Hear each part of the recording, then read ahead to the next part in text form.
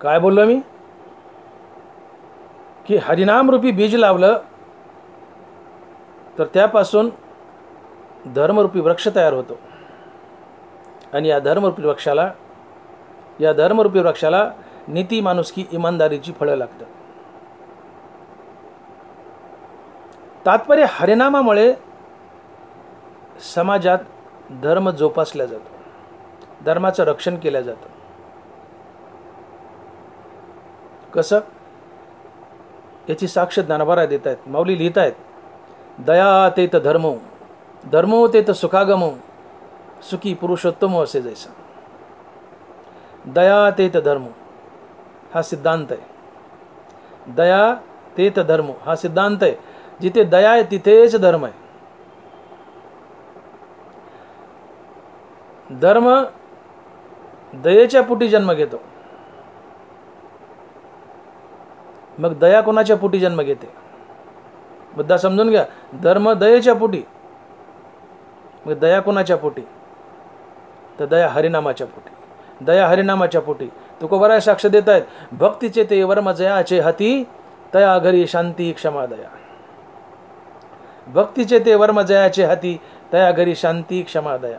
ज्याच्या तोंडात देवाचं नाव त्याच्या जीवनात दया, ज्याच्या जीवनात दया त्याच्या जीवनात धर्म.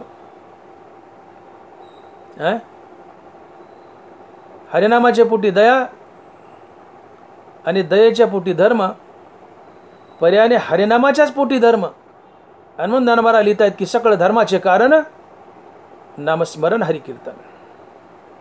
सकळ धर्माचे कारण नामस्मरण हरिकीर्तन. हरिनाम धर्माला जगवतं. हरिनाम हे धर्माचं कारण आहे. सकळ धर्माचे कारण नामस्मरण हरिकीर्तन.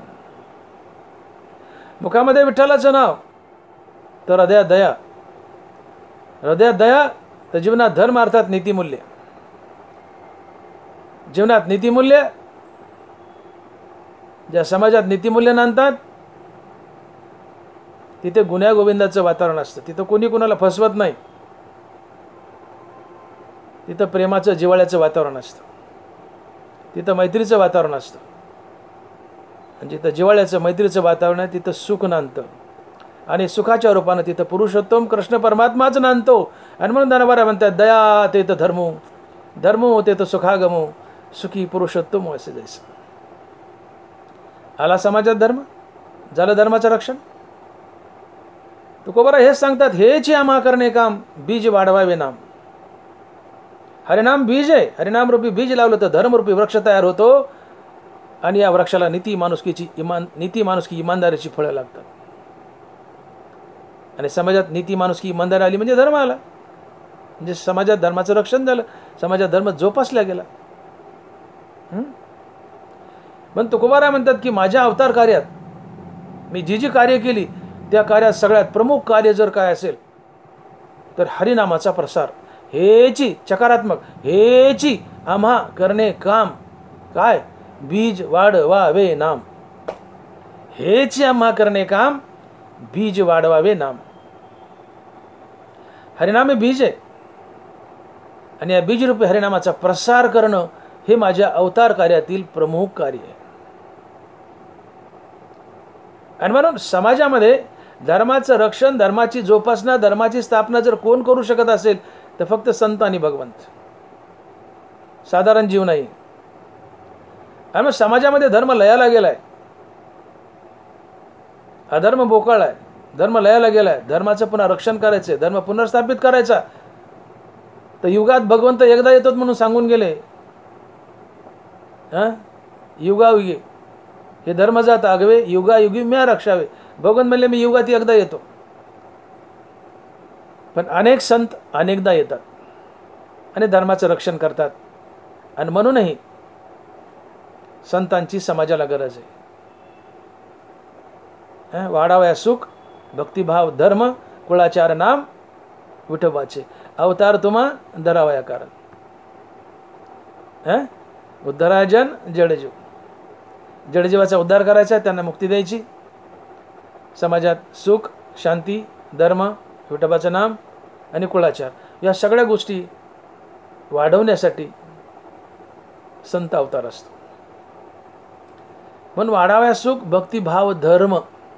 समाजात धर्म जगवायचा आहे, जोपासायचा आहे, पुनर्स्थापित करायचं आहे, धर्माचं रक्षण करायचं, तर ते फक्त संतच करू शकतात. भगवंत आहेच, पण फक्त संतच करू शकतात. आणि हे काम साधं सोपं नाही, जीवाचा आटापिटा करावा लागतो.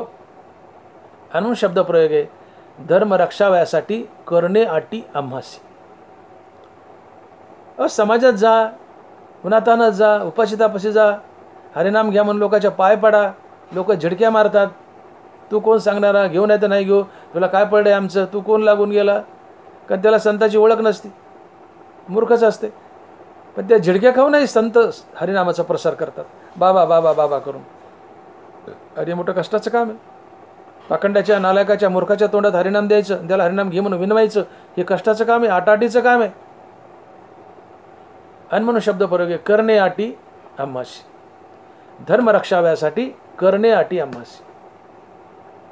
आम्ही धर्माच्या रक्षणासाठी आमच्या जीवाचा आटापिटा करतो, समाजात जातो, त्यांना हॅमरिंग करतो, बाबा ओठ ओठ चल, सप्ताहात आहे, कीर्तनात आहे, प्रवचनात आहे, हरिनाम घे, विठ्ठल विठ्ठल मन, त्यांना प्रोत्साहित करतो. हे काम संताचे आणि संतच करू शकतात, इतर दुसरं कोण नाही. आम्ही एखाद्याला म्हटलं हरिनाम घेतो, नाही म्हटलं, आम्ही म्हणतो जा कर तुझं काळं. संत तसं नाहीत करत. संत त्याची विनवणी करतात, गयावया करतात, बाबा घे रे, घे रे, घे रे बाबा घे रे, करूनही सायास शिकविते. सायास करून, कष्ट करून हरिनाम घ्यायला लावतात. आणि तो आटापिटा आहे जीवाचा. नास्तिकाला हरिनाम घ्यायला लावायचं, जीवाचा आटापिटा आहे. आणि मग धर्म रक्षासाठी करणे आटी आम्हासी. आणि मग धर्माच्या रक्षणासाठी संत आपल्या जीवाचा आटापिटा करतात आणि धर्माचं रक्षण करतात. ते कशा प्रकारे, तर दोन प्रकारे. एक, समाजाच्या किंवा मूर्खाच्या, दुष्टाच्या मुखात हरिनाम देतात. आणि समाजाच्या मुखात हरिनाम दिलं की ज्याच्या मुखात हरिनाम त्याच्या हृदयात दया, ज्याच्या हृदयात दया त्याच्या जीवनात धर्म, अर्थात नीतिमूल्य. जिथं नीतिमूल्य नांदतात तिथून लांडीला बाडी, फसवाफसवी पळून जाते. त्या नीतिमूल्यामुळं कुणीच कुणाला फसवत नाही. तिथं मैत्रीचं, गुणागोविंदाचं, प्रेमाचं वातावरण असते. त्यामुळे समाज एकत्रित येतो, समाज एकत्रित धरून ठेवला जातो. तिथं सुख नांदतं आणि सुखाच्या रूपानं पुरुषोत्तम कृष्ण परमात्माच नांदतो. म्हणून दया तेत धर्मो, धर्मो तेत सुखागमो, सुखी पुरुषोत्तम असे द्यायचं. आला समाजात धर्म, कुणामुळे आला? हरिनामामुळे आला. समाज झाला सुखी, झाला. आणि म्हणून नाथ महाराज म्हणतात की नर अथवा नारी हो का दुराचारी, नर अथवा नारी हो का दुराचारी, मुखी गाता हरी पवित्र तो. नर असो नारी असो, तो किती दुराचारी असो, त्याच्या मुखात हरिनाम दिलं आणि तो हरिनाम घेऊ लागला की तो पवित्रच होतो. कारण हरिनामाजवळ दुर्गुण थांबत नाहीत. हरिनामापासून सगळे दुर्गुण पळून जातात. हरिनामाजवळ फक्त सद्गुणच नांदतात. नर अथवा नारी हो का दुराचारी, मुखी गाता हरी पवित्र होतो. हरिनामाजवळ तुमचं आमचं शरीर अपवित्र कशामुळं? अहंकारामुळं, काम, क्रोध, लोभ, मदमोह, मत्सर या विकारामुळं. आमच्या शरीरात मलमूत्र आहे, रक्त आहे, मांस आहे, यामुळे आमचं शरीर अपवित्र नाही आहे. तर आमचं शरीर अपवित्र आहे शरीरात असलेल्या अहंकारामुळं आणि काम, क्रोधादी विकारामुळं. मग राम म्हणता काम क्रोधाचे दहन होय अभिमान देशोधडी. रामनामानं काम क्रोध पळून जातात, अहंकार देशोधडीला पळून जातो. अहंकार आणि काम क्रोध गेले की शरीर पवित्र होतं. शरीरच अपवित्र आहे अहंकारामुळं, काम क्रोधामुळं. मग रामनामानं ही अहंकार आणि काम क्रोध गेले, शरीर पवित्र झालं. आणि म्हणून नाथ महाराज म्हणतात की नर अथवा नारी हो का दुराचारी, मुखी गाता हरी पवित्र होतो. समोरचा किती अपवित्र, दुष्ट, पाखंडी, पापी असू द्या, पाखंडी शास्त्रविरुद्ध लोकांना सांगतोय, वेदाला नाव ठेवतो, वेदाच्या विरोधात वागतो, वेदात लिहिले ते सांगत नाही, त्याच्या उलट सांगतो. त्याच्यात संतपणाचं एकही लक्षण नाही, पण स्वतःला संत म्हणवतो, फसवतो, ढोंगी असतो, जगाची दिशाभूल करतो, ठोक असतो. असा पाखंडी, असा दुराचारी. पण त्याच्याही मुखात हरिनाम दिलं तर हरिनामाची अशी ताकद आहे की हरिनामानं माणसाच्या आतलं पाखंड, दुर्गुण सगळे पळून जातात. अहंकार, काम, क्रोधादी विकार पळून जातात. का तर हरिनामाजवळ दुर्गुण थांबत नाहीत, हरिनामाजवळ फक्त सद्गुण नांदतात. आणि मग हरिनाम जर पाखंड्याच्या, पाप्याच्या, दुष्टाच्या मुखात दिलं, ते हरिनामामुळं त्याच्या आतील दुर्गुण पळून जातात आणि त्याच्या जीवनात आपोआप सद्गुण येतात. आणि सद्गुण म्हणजे धर्म, नीतिरीती, माणुसकी, इमानदारी, सत्य, अहिंसा, प्रेम, जिव्हाळा, परोपकार, सहानुभूती, हे सद्गुण आहेत. आणि या सद्गुणात धर्म म्हणायचं. आला समाजात धर्म, झाला समाज सुखी.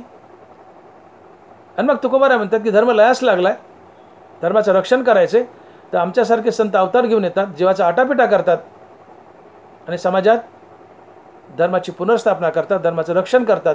ते दोन प्रकार येतं. पहिलं काय की समाजाच्या मुखात हरिनाम देव. तो किती पापी असं, मग त्याच्या मुखात हरिनाम दिलं की पाप प्रवृत्ती निघून जाते, दुर्गुण निघून जातात. हरिनामामुळं तो सज्जन होतो, सद्गुणी होतो आणि धर्माची जोपासना करतो. का तर सद्गुण हाच धर्म आहे. धर्म रक्षाव्यासाठी करणे आटिया मासी. तर कसा धर्म रक्षिला? पहिली गोष्ट वाचा बोलो वेदनीती. वेदनीती, वेद अनंत बोललाय, पण त्याचा सार एक आहे की विठ्ठलाशी निजनिष्ठा नाम गावे, विठोबाशी शरण जावे. विठ्ठलाचं मुखानं नाम घेणं हेच वेदाचं सार आहे. एवढाच अर्थ आहे वेदाचा. ते नाम मुखात दिलं, नामाच्या बळावर आम्ही धर्म आणला, धर्माचं रक्षण केलं. समाजाच्या मुखात नाम देऊन आम्ही धर्माचं रक्षण केलं, समाजात धर्म पुनर्स्थापित केला, समाजात धर्म नांदू लागला. पहिलं कारण कशामुळे? हरिनामामुळे. आता समाजात धर्म नांदावं याचं दुसरं कारण करू संती केले. ते संतानं काय केलं? संतानं प्रामुख्यानं स्वधर्माचं पालन केलं. असं एकही संत दाखवा की त्याने नुसतं हरिनाम घेतलंय आणि स्वधर्म अर्थात स्वकर्म टाकून दिले आणि तो संत झालाय, असं एकही संत सापडायचा नाही. निवृत्ती, ज्ञानदेव, सोपान, मुक्ताई ही चार भावंड सोडा, ही अवतारी संत होती. उपजतच ज्ञानी हे वर्म जाणून आले लोटांगणी चांगदेव. ज्ञानदेव, निवृत्ती, ज्ञानदेव, सोपान, मुक्ताई ही चार भावंड टॉपची संत, टॉपची अवतारी संत, आणि ती उपजत ज्ञानी होती. म्हणून त्यांना स्वधर्म पालन किंवा व्यवसाय वगैरे करण्याची गरज नव्हती, का उपजत ज्ञानी होती. पण बाकी कुठलाही संत बघा, चोका महाराज, सेना महाराज, सावता महाराज, निळोबराय, तुकोबाराय, आणखी इतर कुठलेही संत घ्या, तुकोबाराय अवतारी संत आहेत, आम्ही वैकुंठवासी अवतारी आहेत, पण सगळे नरारी सोनार, ही संतांची मांदियाळी, जनाबाई, ही सगळी संत, नामदेव महाराज, या सर्वांनी स्वधर्माचं पालन केलं. यांनी स्वधर्म टाकला नाही. का तर स्वधर्म टाकला तर पाप लागतं आणि स्वधर्म बदलला तर आत्मनाशाचं हित होतं. नरवरा बोलतायत, आणू आन करिता नाशू होईल हिता, म्हणून आता सावधा होईजे. आणू आन करता संतांनी वर्ण व्यवस्थेनुसार आपल्या वाट्याला जो स्वधर्म आलाय, जे काम आलंय तेच केलं. संतांनी स्वधर्म टाकलाय नाही, स्वधर्म बदललाय नाही. का तर स्वधर्म टाकला तर पाप लागतं, स्वधर्म टाकला तर पाप लागतं, आणि स्वधर्म बदलला तर आत्महिताचा नाश होतो, मोक्ष मिळत नाही. आणि मग अनुमान करता नाशी होईल हिता, म्हणून आता सावधा होईजे. एक गोष्ट, संतानं स्वधर्म बदललाय नाही, का तर आत्महिताचा नाश होतो. संतानं स्वधर्म टाकलाय नाही, का तर पाप लागतं. ज्ञानोबराय साक्ष देत आहेत, अर्जुना स्वधर्म सांडसील तर पापावर पडा होसील, आणि अपयश तेनं वचेल कल्पांतवरी. संतांनी स्वधर्म टाकला नाही, का तर पाप लागतं. स्वधर्म टाकल्यावर पाप लागतं. साक्ष ज्ञानोबराय देत आहेत, अर्जुना स्वधर्म सांडसील तर पापावर पडा होसील, आणि अपयश तेनं वचेल कल्पांतवरी. ना तरी रणी शव सांडीचे ते गिद्दी चौमेरी विदारीचे, त्याचा स्वधर्मीन अभिभवीजे महादोषी. रणांगणावर एखादं प्रेत पडलं युद्धामध्ये तर गिधाडं त्याला तोडून खातात, तसं स्वधर्म टाकला तर त्याला दोष तोडून खातात. अर्थात स्वधर्म टाकणं हा दोष आहे, स्वधर्म टाकणं हे पाप आहे. अर्जुना स्वधर्म सांडशील तर पापावर पडा होशील आणि अपयश ते नवचेल कल्पांतवरी. पापावर पडा होशील. अर्जुना स्वधर्म टाकशील तर तुला पाप लागेल. तुम्हाला माहिती आहे गीतेचा जन्म का झाला? गीतेचा जन्म एकाच गोष्टीमुळे झाला. गीतेचा जन्म एकाच गोष्टीमुळे झाला. कुरुक्षेत्रावर अर्जुन स्वधर्म टाकून पळत होता. जेव्हा देवानी अर्जुनाचा रथ मध्यभागी आणला दोन्ही सैन्याच्या आणि अर्जुनाने दोन्ही बाजूला नजर मारली, पाहत होता आपलेच चुलत काय सख्य काय दोन्ही बाजूला माझेच, मारतो तर माझेच, सख्य मारले काय चुलत मारले काय. अर्जुनाला स्वजनाचा मोह झाला. लटलट कापू लागला. गांडीव धनुष्य गळून पडलं. रथावरून खाली उडी मारली, रडू लागला, विलाप करू लागला. देवा युद्ध नको, देवा युद्ध नको. देवाला शानपणा शिकू लागला. उलट घात होईल, माणसं मरतील, बाया विधवा होतील, फलाना होईल, बिस्तान होईल, कुलाचा क्षय होईल, वगैरे वगैरे अशा अनेक गोष्टी गीतेमध्ये ज्ञानेश्वरीमध्ये शिकवल्या अर्जुनाने देवाला. मग देवानीच आपल्या शेवटी मला शानपणा शिकवायला लागला का म्हणले. अर्जुन स्वधर्म टाकून पळत होता. अर्जुनाचा स्वधर्म होता युद्ध करणे. अर्जुन युद्ध टाकून अर्थात स्वधर्म टाकून पळत होता. भगवंत अर्जुनाला म्हणाले की अर्जुना स्वधर्माची विसरला अशी तरावेजेने. अरे जो तारक असतो तो स्वधर्म तू टाकायलास मग तरसील कशाने? स्वधर्माची विसरला अशी तरावेजेने. स्वधर्माची विसरला अशी तरावेजेने. स्वधर्म हा आमच्यासाठी तारक असतो. तुम्ही ज्या गोष्टीला अनन्य शरण असता ती गोष्ट तुमच्यासाठी तारक असते. माझं वाक्य नीट आहे का? तुम्ही ज्या गोष्टीला अनन्य शरण असता ती गोष्ट तुमच्यासाठी तारक असते. नदीला पूर आला, मोठा पूर होता. एक हत्ती नदीच्या काठावर उभा होता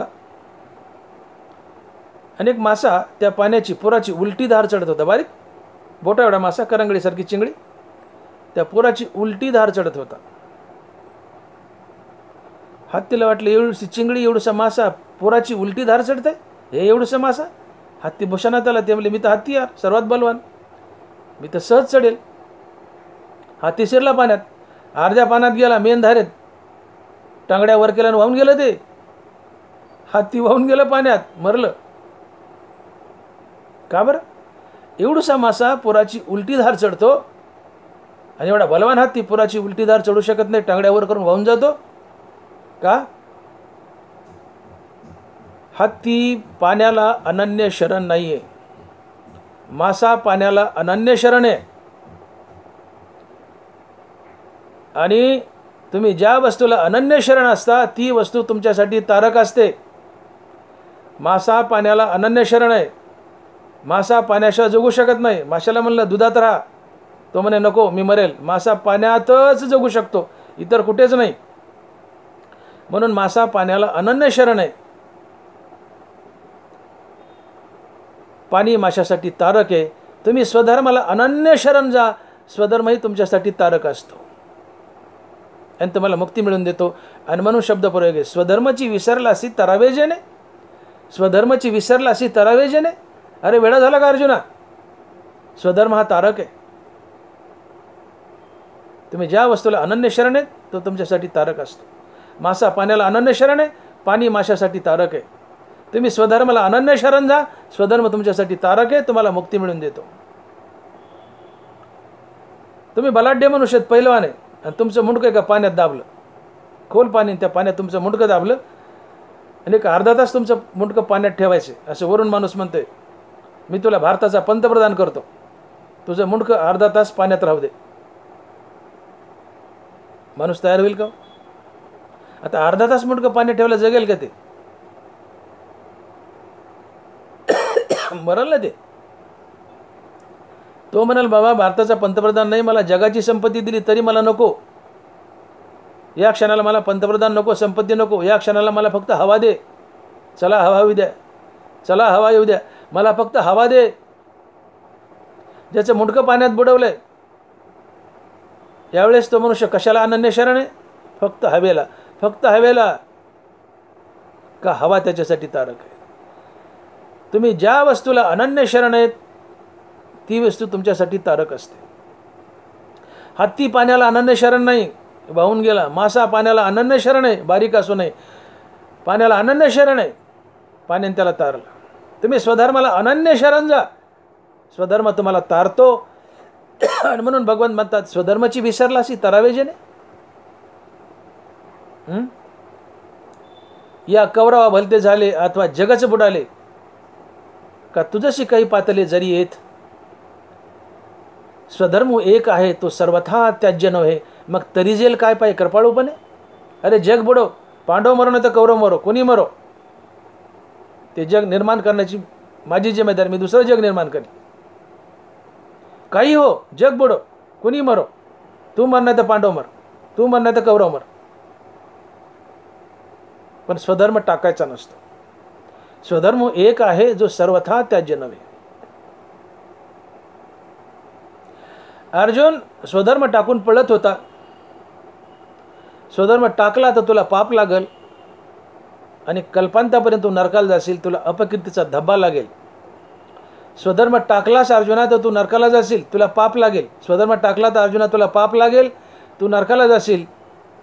एवढं बजावण्यासाठी देवाने गीता सांगायला सुरुवात केली. अन्यथा अर्जुनानं हातात गांडी घेऊन सरळ सरळ युद्ध सुरू केलं असतं तर देवाला गीता सांगण्याची गरजच पडली नसती. आणि म्हणून गीतेचा जन्मच एवढ्यासाठी झालाय की तुम्ही तुमचा स्वधर्म टाकू नका. स्वधर्म टाकला तर पाप लागतं आणि या पापाने तुम्ही नरकाला जाता.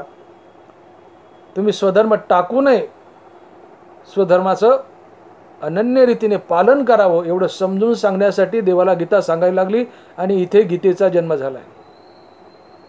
अन्यथा गीता जन्मालाच आली नसती. आणि मग हाच महान स्वधर्म संतांनं पालन केलाय. तुकोबाराय म्हणतात की धर्म रक्षाव्यासाठी करणे अटी आमासी. धर्म लयाला लागलाय, धर्माचं रक्षण करायचंय. मग धर्माचं रक्षण फक्त संतांनी भगवंत करतात. संत फक्त युगात भगवंत फक्त युगात एकदा येतो. भगवंत फक्त युगात एकदा येतो. संत अनेकदा येतात, अनेक संत येतात आणि संत धर्माचं रक्षण करतात. पण हे धर्माचं रक्षण करण्यासाठी संताला आपल्या जीवाचा आटापिटा करावा लागतो आणि ते धर्माचं रक्षण करतात. तर ते आटापिटा कशा प्रकारे? दोन प्रकारे. एक तर वाचा बोलो वेदनीती, करू संती केले ते. अर्थात संतांना आपल्या मुखात हरिनाम धारण करून समाजाच्याही मुखात हरिनाम द्यायचं असतंय आणि हरिनामाच्या बळावर समाजात धर्माचं रक्षण करायचं असतं, एक गोष्ट. आणि दुसरी गोष्ट, करू संती केले ते. संतानं काय केलं? स्वधर्माचं पालन केलं. स्वधर्म टाकलाय नाही. स्वधर्म आहे तोच. वर्णानुसार आपल्या वाटेल जे कर्म आले ते स्वधर्म आहे. आता चातुर्वर्णाची घडी विस्कळी झाली तो भाग सोडून द्या. वर्णानुसार जो व्यवसाय आपल्या वाटेला आला तोच संतानं केला, अर्थात स्वधर्माचं पालन केलं. स्वधर्म टाकलाय नाही, स्वधर्म बदललाय नाही. स्वधर्म टाकला तर पाप लागतं, स्वधर्म बदलला तर मोक्ष दुरावतो, आत्महिताचा नाश होतो. अनुआनकरिता नाश होईल आत्महिता. संतानं स्वधर्म पाळला, मोक्षाच्या आधी आणि मोक्षाच्या नंतरही. संतानं निष्काम भावनेने कर्म केली. आपलं प्रत्येक कर्म देवाची पूजा म्हणून केली. आणि म्हणून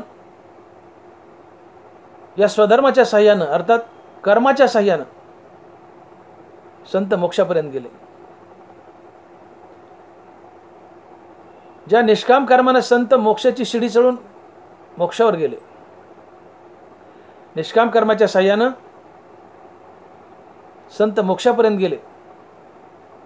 शिडी कशाची आहे? कर्माची. ज्या कर्माच्या शिडीनं संत मोक्षापर्यंत गेलेत ती कर्माची शिडी संतानं मोक्षानंतरही टाकली नाही. ती शिडी घट्ट उराशी पकडून धरली. माझं वाक्य नीट आहे का? ज्या निष्काम कर्माच्या शिडीनं संत मोक्षाचं शिखर गाठतात ती निष्काम कर्माची शिडी संतानं मोक्षानंतर सुद्धा टाकली नाही. अर्थात संतानं मोक्षाच्या आधी कर्म केले, मोक्षानंतरही कर्म केले आणि देव त्यांच्या संसारात ते कर्म करू लागायला, राबायला गेला. चर्म रंगू लागे रोहिदासा संगे, कबीराच्या मागे विनिसेले. संतांनी मोक्षाच्या आधी निष्काम कर्मच केले, मोक्षानंतरही निष्काम कर्मच केले आणि देवही ते कर्म करू लागायला, त्यांच्या संसारात राबायला गेला. चर्म रंगू लागे रोहिदासा संगे, कबीराच्या मागे विनिसेले. कबीर चादरी विणायचे, देव कबीराला चादरी विणू लागायचा, गोंडे विणू लागायचा. रोदास महाराज चपला बुटं शिवायची, देव त्याचं कातडं कापत बसायचं. तुकोबा दुकानदारी होती, शेती होती, देव दुकानदारीत मदत करायचा.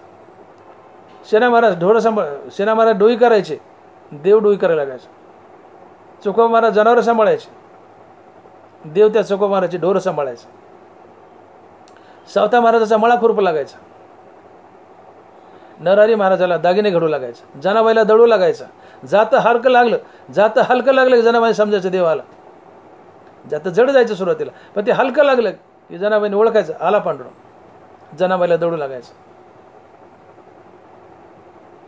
संतांनी मोक्षाच्या आधी कर्मच केली, मोक्षानंतरही कर्मच केली.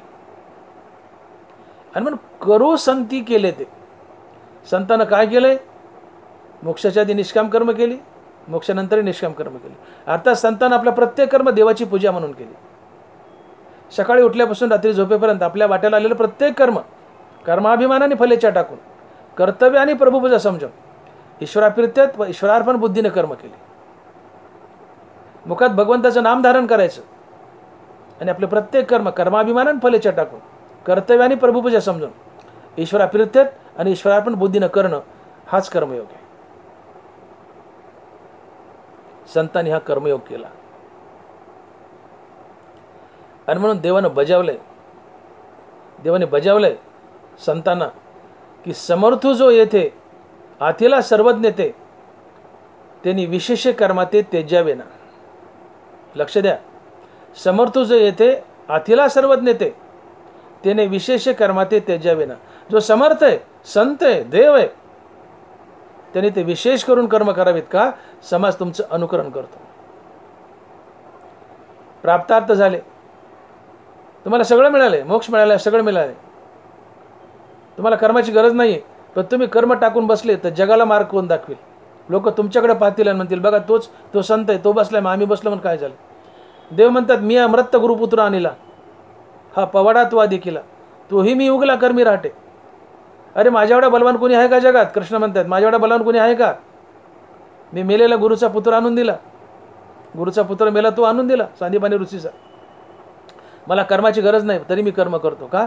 मी जर शांत बसलो तर लोक म्हणतील, कृष्ण शांत बसला, त्यांनी काय केलं? मग आम्ही बसलो म्हणून काय बिघडलं? मी अमृत गुरुपुत्र आणला, हा पवाडा तो आधी केला, तोही मी उगला कर्मी राहते. तुम्ही मुक्त झालात, कर्माची गरज नाही, पण तरी जगाला मार्ग दाखवण्यासाठी संतांना कर्म करा असं ताकीद दिली देवानी. समर्थू जो येते अतिला सर्वज्ञ ते, त्याने सविशेष कर्मा ते त्यजावे ना. इथं वडील जे जे करीती तया नाम धर्म ठेवीती, तेच एरानुष्ठिती सामान्य सकळ. हे असे स्वभाव आहे, म्हणून कर्म न सांडावे आणि विशेषी आचरावे लागे संती. हे महत्वाचे, विशेषी आचरावे लागे संती. संतांना तर कर्म विशेष करून करावं. का? तर संत हा आदर्श असतो. संत जसा वागेल तसंच जग वागतं. संत बसला झोपला तर लोकही झोपतील बसतील. मग संत झोपला बसला, आम्ही बसलो तर काय बिघड असं म्हणतील. म्हणून बाबांनो, संतांना तुम्हाला कर्माची गरज नाही, पण जगाला मार्ग दाखवण्यासाठी तुम्ही कर्म करा, टाकू नका. हे बजावलंय. आणि म्हणून करू संती केले. ते संतानं हरिनामाचा प्रसार केलाय एक गोष्ट, आणि संतानं निष्काम कर्मयोग केलाय. ज्या निष्काम कर्माच्या शिडीने मोक्षाचं शिखर गाठले, मोक्षानंतरही कर्माची शिडी उराशी घट्ट पकडून ठेवली. प्रत्येक संतानं जो धंदा व्यवसाय केला, त्या व्यवसाय निष्काम कर्मानं देव गाठला. पण देव गाठल्यावर सुद्धा ही निष्काम कर्म पुढे चालूच ठेवली. का? आता जगाला मार्ग दाखवायसाठी. आणि म्हणून कर्म टाकायचे नसतात. देव इथं सिद्धाला कर्म करा म्हणतो, तर साधकांनी कर्म का टाकावे? अतिशय महत्वाचा मुद्दा आहे. होऊया का? समर्थ जो येथे अतिला सर्वज्ञ ते, त्याने सविशेष कर्मा ते त्यजावे ना. समर्थ म्हणजे संत, समर्थ म्हणजे देव. जो संत पदाला गेलाय त्यांनी कर्म टाकू नयेत, त्यांनी आवडीनं कर्म करावेत, जगासाठी, जगाला मार्ग दाखवण्यासाठी, आदर्श बनण्यासाठी. देव म्हणताय संतांनी कर्म टाकू नयेत, देव म्हणतात सिद्धांनी कर्म टाकू नयेत तर साधकांनी कर्म का टाकावेत. देव म्हणतात सिद्धांनी कर्म टाकू नयेत तर साधकांनी कर्म का टाकावेत. आणि मग जोपर्यंत तुम्ही आत्मस्थितीला पोहोचले नाही तोपर्यंत तुम्हाला कर्म बंधनकारक आहे. जोपर्यंत तुम्हाला आत्मस्वरूपाची ओळख नाही आहे, तुम्ही आत्मस्थितीला पोहोचले नाही तोपर्यंत तुम्हाला कर्म बंधनकारक आहेत. आणि आत्मस्थितीला पोहोचण्याच्या आधी जो कर्म टाकतो तो लंड आहे, तो पापी आहे. हे तुकोबाराय अभंगाच्या 3ऱ्या चरणात सांगतात. आणि महाराज लिहितायत न मानता स्थिती अंगी कर्मत्यागी लंडतो. न मानता स्थिती अंगी कर्मत्यागी लंडतो. आता बघा, स्थिती म्हणजे आत्मस्थिती. जोपर्यंत तुम्हाला आत्मस्वरूपाची ओळख नाही आहे तोपर्यंत तुम्ही स्वधर्माचं पालन करावं, अर्थात आपल्या वाट्याला आलेली कर्म देवाची पूजा म्हणून करावी. आता सोडून त्या चातुर्वर्ण विस्कळीत झाला तो भाग सोडा. सध्या तुम्ही ज्या व्यवसायात उभे आहात, ज्या नोकरी धंद्यात उभे आहात, तोच तुमचा स्वधर्म. हा आपला स्वधर्म, आपली नोकरी, आपलं काम, आपला धंदा, आपला व्यवसाय देवाची पूजा म्हणून करा. का तर जव निरार्थता नाही तव व्यापारू असे पाहि. आर्थ म्हणजे इच्छुक, निरार्थ म्हणजे निरीच्छ, आणि निरीच्छ म्हणजे विरक्त, वैराग्य. जोपर्यंत वैराग्याची प्राप्ती नाही तोपर्यंत आपल्या वाट्याला आलेलं कर्म टाकू नये. जेव्हा निरार्थता नाही तेव्हा व्यापारू असे पाहि, मग संतुष्टीचे ठाई कुंटे सहज. जेव्हा आत्मा द्रष्ट नव्हे तेव्हा कर्म करणे की ठाय, आणि करणे आहे ते अयास्वादी. ज्ञानवर आहे. आत्मज्ञानाविकी जेव्हा निश्चिती नाही निकी तेव्हा नोहे यागादिकी उदासीना. अर्थात जोपर्यंत आत्मज्ञानाची प्राप्ती नाही, वैराग्याची प्राप्ती नाही, तोपर्यंत आपल्या वाट्याला आलेली कर्म बंधनकारक आहे. आणि वैराग्य प्राप्तीच्या आधी आणि आत्मस्वरूपाची ओळख पटण्याच्या आधी जर कुणी आपल्या वाट्याला आलेली कर्म टाकली तर तो पापी आहे, तो लंड आहे. हे शास्त्र बोलतंय. हा शास्त्राचा दंडक आहे. किमान मोक्ष मिळेपर्यंत तुमच्या वाट्याला आलेले कर्म तुम्हाला बंधनकारक आहेत. मोक्षानंतर करा की नका करू, पण देवाची विनंती करा. मोक्षानंतरही करा. का तर आता समाजाला आदर्श घालून देण्यासाठी करा, पण मोक्षाच्या आधी तुम्हाला मुक्ती मिळवायची म्हणून करा. आणि मग जेव्हा निरार्थता नाही तेव्हा व्यापारू असे पाहि, मग संतुष्टीचे ठाई कुंटे सहज. जेव्हा आत्मा द्रष्ट नव्हे तेव्हा कर्म करणे की ठाय, आणि करणे आहे स्वादी. आत्मज्ञानाविकी जेव्हा निश्चिती नाही निकी तेव्हा नोहे यागादिकी उदासीना. तात्पर्य जोपर्यंत जीवनात वैराग्य नाही आणि आत्मस्वरूपाची ओळख नाही तोपर्यंत कर्म तुम्हाला बंधनकारक आहेत. आपल्या वाट्याला आलेले कर्म टाकू नये.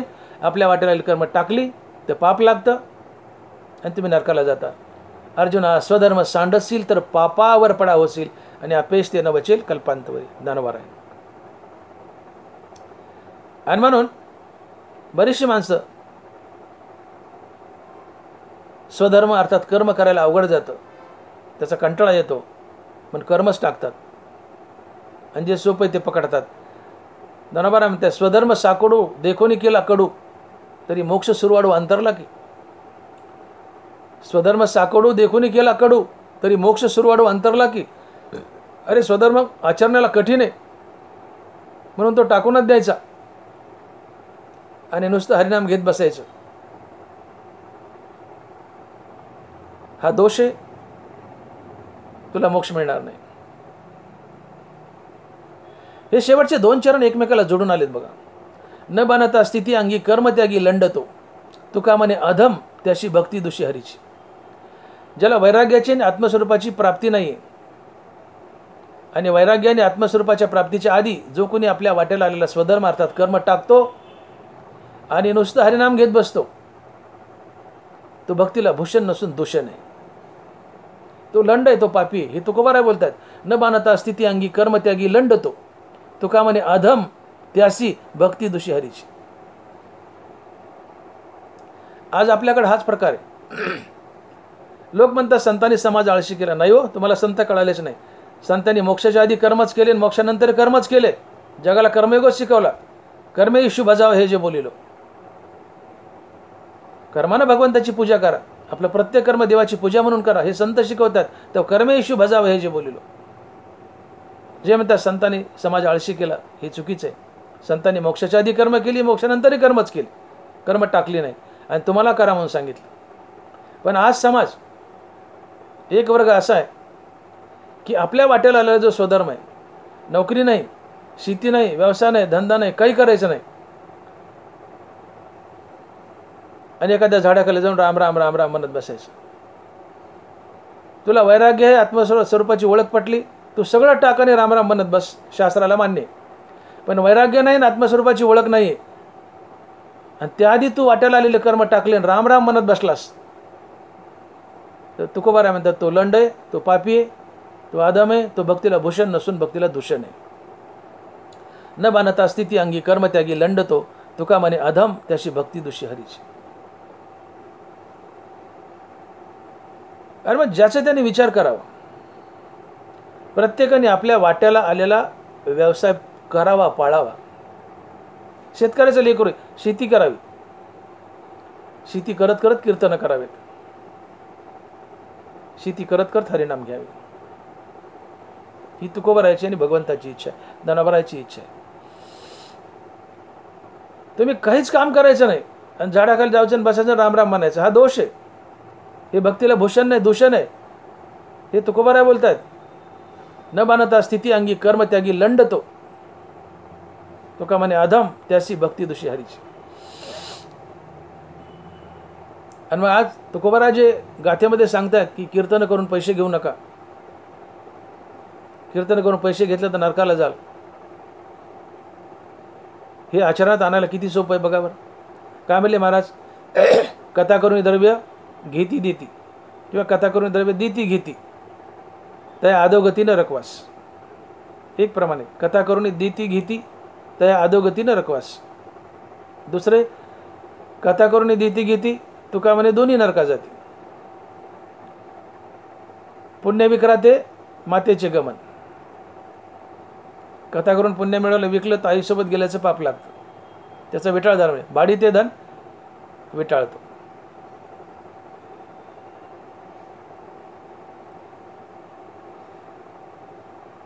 कीर्तनातून पैसा घेणं किती निषिद्ध आहे हे तुकोबारांनीच गाथेत सांगितले.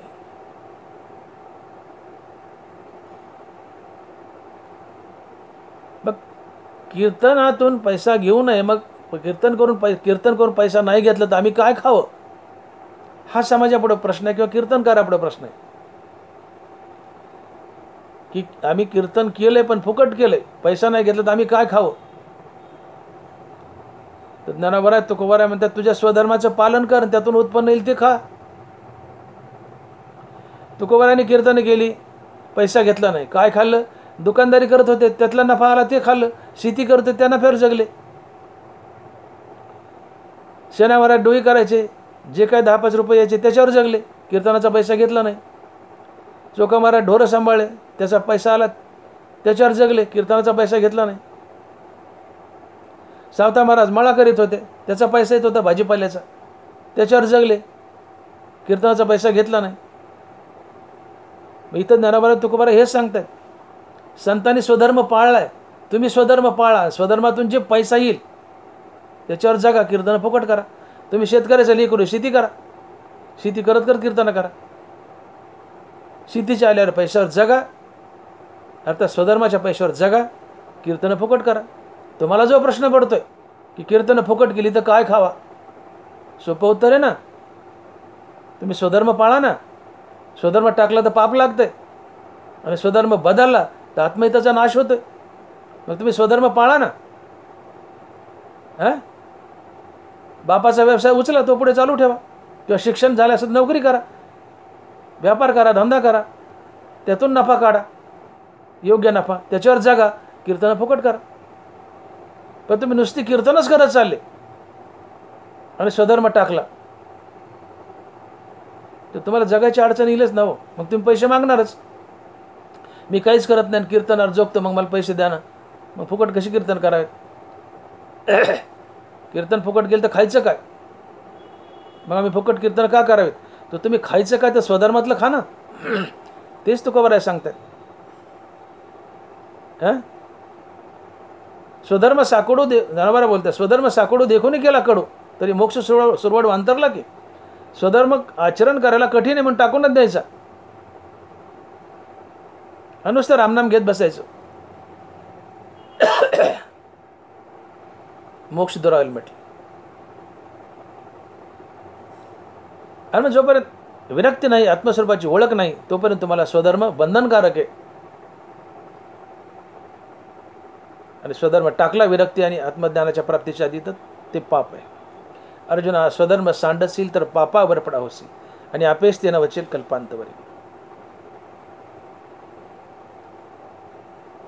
स्वधर्म हा बापा नित्य यज्ञ जानपा म्हणून वर्तत ते पापा संचारू नाही. स्वधर्म यज्ञ आहे. स्वधर्माचं पालन केलं, आपलं कर्म देवाची पूजा म्हणून केलं, तिथं पाप लागत नाही. हा स्वधर्म तारक ठरतो. आणि स्वधर्म बदलला म्हणून मला परधर्म भयावं. स्वधर्म जर बदलला तर तुमचा घात होतो, आत्महिताचा नाश होतो. हा निज धर्म जो सांडे त्या कुकर्मी रती घडे आणि त्याची बंधू पडे संसारिक. आपला व्यवसाय करायला कठीण आहे किंवा त्यात पैसा कमी मिळतो म्हणून आपला टाकायचा आणि दुसऱ्याच्या मागे लागायचं. तिथं नफेखोरी वाढते. नफेखोरी वाढली की पाप वाढतं. पाप तुम्हाला नरकाला नेतं. मग स्वधर्म टाकायचा नाही, बदलायचा नाही. निज धर्म जो सांडे त्या कुकर्मी रती घडे आणि त्याची बंधू पडे संसारिक. आपला स्वधर्म बदलला आणि दुसऱ्याच्या स्वधर्मात लुडबुड केली, दुसऱ्या त्याच्यात शिरले आपला व्यवसाय टाकून, तिथं नफेखोरी डोळ्यापुढे येते. कुकर्म कराय वाटतात, वाजीपेक्षा जास्त नफा घ्या वाटतो, पाप लागतं, पाप नरकाला नेतं. मग स्वधर्म टाकायचा नाही, बदलायचा नाही. मग स्वधर्म म्हणाल तुम्ही वर्णानुसार तर ते द्या सोडून. सध्या ज्या नोकरीत उभे तोच तुमचा स्वधर्म, ज्या शेतात उभे तोच तुमचा स्वधर्म. हाच व्यवसाय, नोकरी भगवंताची पूजा म्हणून करा आणि हे करत करत हरिनाम घ्या. आणि मग स्वधर्म टाकायचा नसतो. देखे प्राप्त कर्म सांडीजे आणि हितोलेनी नैष्कर्म्य होईजे. हे वायाची बोलीजे मूर्खपणे. नरावरच्या ओव्या आहे का? देखे प्राप्त कर्म सांडीजे आणि हितोलेनी नैष्कर्म्य होईजे. हे वायाची बोलीजे मूर्खपणे. आपल्या वाटेला आलं कर्म टाकायचं आणि मी निष्कर्म झालो म्हणायचं आणि नुसतं हरिनाम घेत बसायचं, हे मूर्खपण आहे म्हणले. कर्म कर आणि कर्म करत करत हरिनाम घे, हे साजेस आहे. कर्म टाकले, वैराग्याने आत्मज्ञान नाही, कर्म टाकले आणि नुसतं रामनाम घेत बसलायस, हे चुकीचं आहे म्हणले. वायाची बोलीजे मूर्खपणे. वांचुनी कर्मारंभ उचित न करताची सिद्धवत कर्महीन अनिश्चित होईजे ना.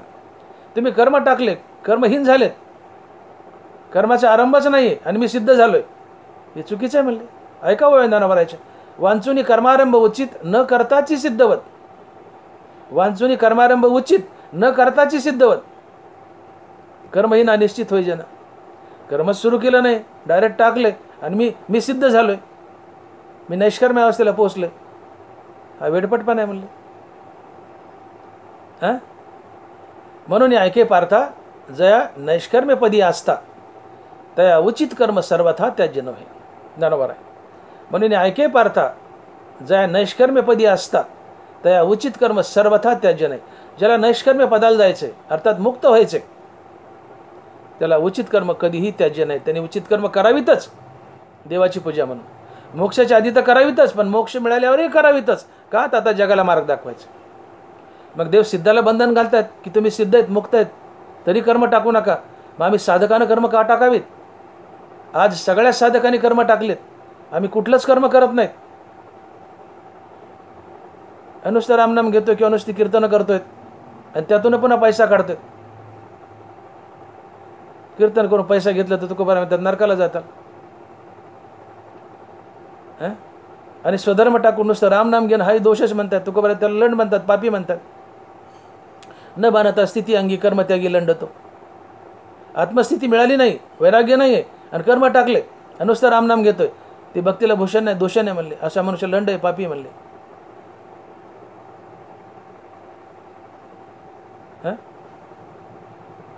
मोक्ष लाभा लागी जे व्रते वाहत असे अंगी त्याने स्वधर्मे असतात चांगी अनुष्ठावी.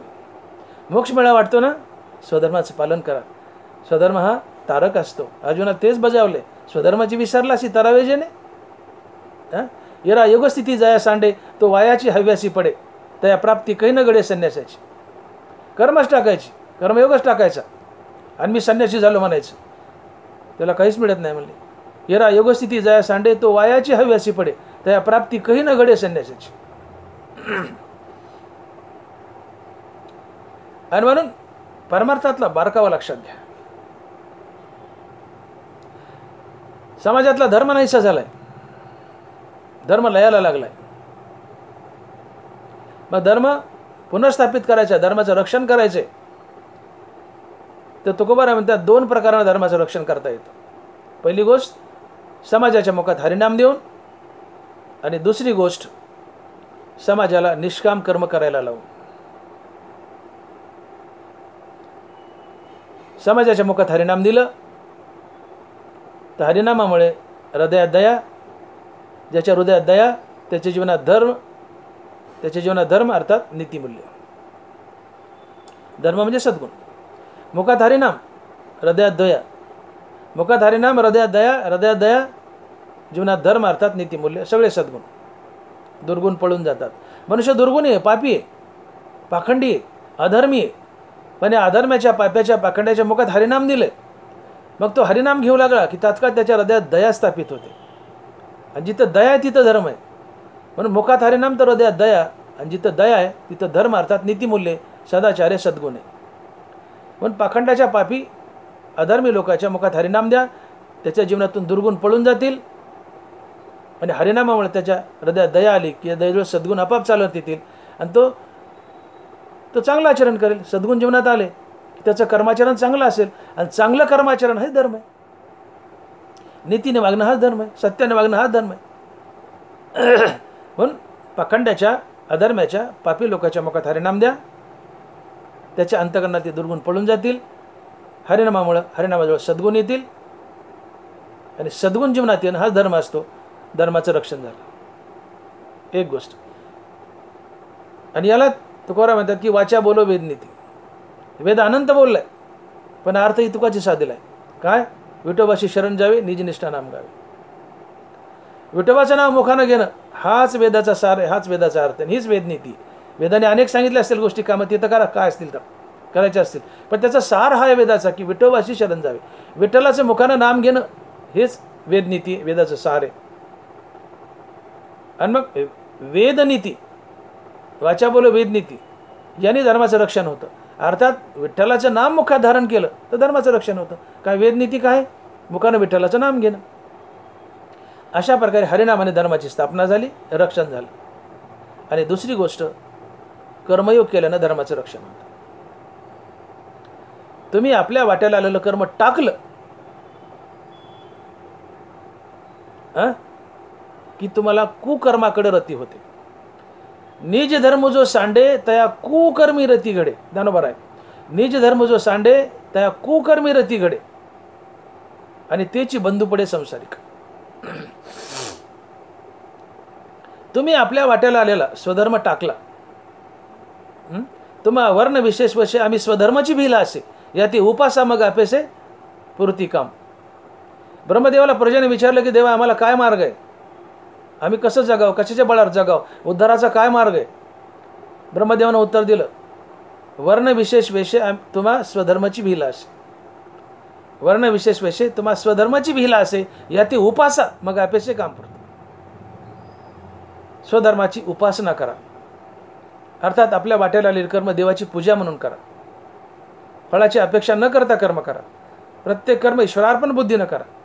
कर्म देवाची पूजा म्हणून करा. हाच तुमचा स्वधर्म आहे, तो तुम्हाला तारेल. आणि हा स्वधर्म टाकला तर दुसऱ्या धर्माकडे तुम्ही आकर्षित व्हाल, आणि परधर्मो भयावह. स्वधर्मे निधनम श्रेय, परधर्म भयावह.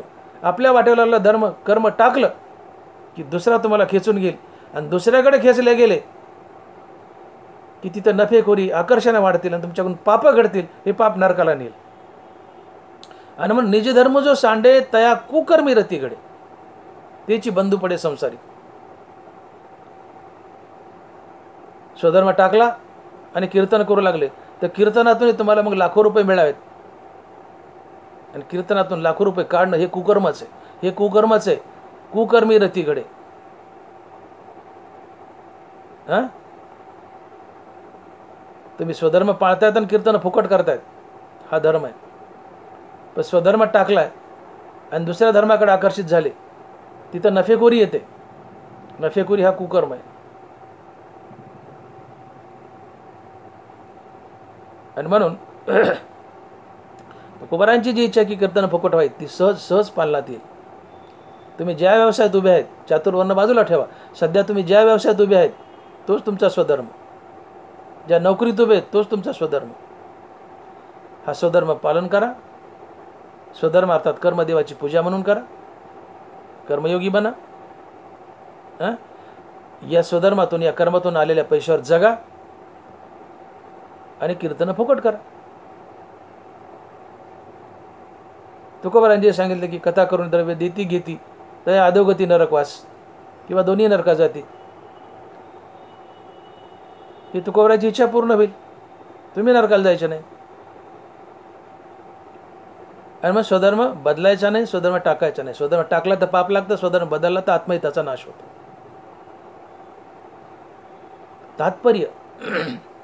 तात्पर्य हे की जोपर्यंत वैराग्याची प्राप्ती नाही, जव निरार्थता नाही तव व्यापारू असे पाही.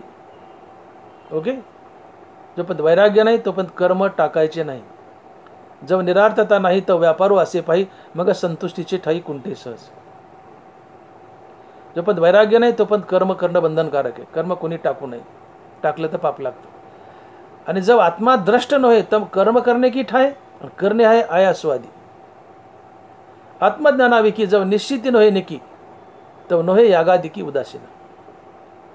महाराज सांगतात की जोपर्यंत वैराग्याची प्राप्ती नाही आणि आत्मस्वरूपाची ओळख नाही तोपर्यंत कर्म बंधनकारक आहेत, हे शास्त्राचं दंडक आहेत. आणि जोपर्यंत वैराग्याची प्राप्ती नाही आणि आत्मस्वरूपाची ओळख नाही तोपर्यंत आपल्या वाट्याला आलेलं स्वकर्म कोणी टाकू नये.